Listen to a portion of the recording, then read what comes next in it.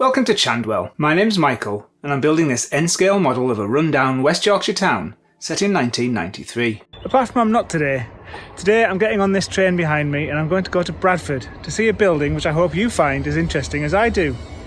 Join me then and we'll find out what's going on.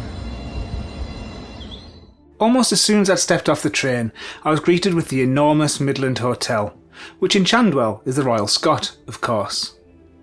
You can see from the back here, and the tower, the ballroom and other parts of the building, how I used various elements of the real thing to construct the overall shape of its Chandwell cousin. I passed Riding's house. Its wonderfully chilly looking staircase juts up against the tower side of the Hockings building, just like in Chandwell.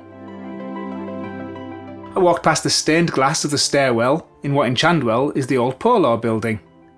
The building was flipped into a mirror image and stepped down the hill in Chandwell, but it's still possible to see the inspiration. There's the eyebrow window on the back of Market Street. And this extension here was the inspiration for when Liam and I made each other the Hockings building. The beautiful tall buildings of North Parade became the other side of Market Street. But it's time to look for a building which is completely different to all this, and this one is a little bit harder to spot. If we walk around this corner here, we may just catch a glimpse. There it is, just behind this magnificent stone building. Known as Bradford's hidden gem, it can take some positioning to get a good look. But eventually, amongst the tall elegance of Little Germany, and the Chandwell-like walls of years gone by, Bradford Cathedral eventually comes into sight. Positioned near the original Broad Ford, there's been a church here since Anglo-Saxon times. This church was completed in 1458, with a 30-metre tower added in 1508. The church was extended again in the 1950s and 60s, which gives it this lovely crisp and modern eastern end, in contrast to the more typical Gothic western end. But why come here at all? Well, I was asked by Bradford Cathedral if I'd like to make a model of the building, as part of their celebrations for next year's 2025 Bradford City of Culture. Even in N scale, this building will be something like half a metre long, and it certainly won't fit on the layout. But the more I thought about it, the more I felt compelled to maybe give it a go. I was enthused by the stories woven into the rich history of the building and the many people commemorated on its walls. Chandwell being Chandwell, I always focus on the grim and the run-down, but Bradford has always been a big inspiration to me. The more I thought about this building, the more I thought I'd like to give something back and show something of the positive side of Bradford, and this building would be a great way to do it.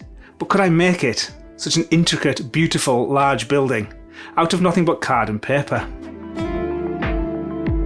The building certainly would be a challenge. I've never tried to make an actual representation of a real building before. Everything on Chandwell has been inspired by real buildings, with modeller's license employed to make things fit Chandwell where needed. This building has at least 22 separate elements which will form the main building, and it certainly has a lot of challenges to it. However, it also has a lot of the familiar.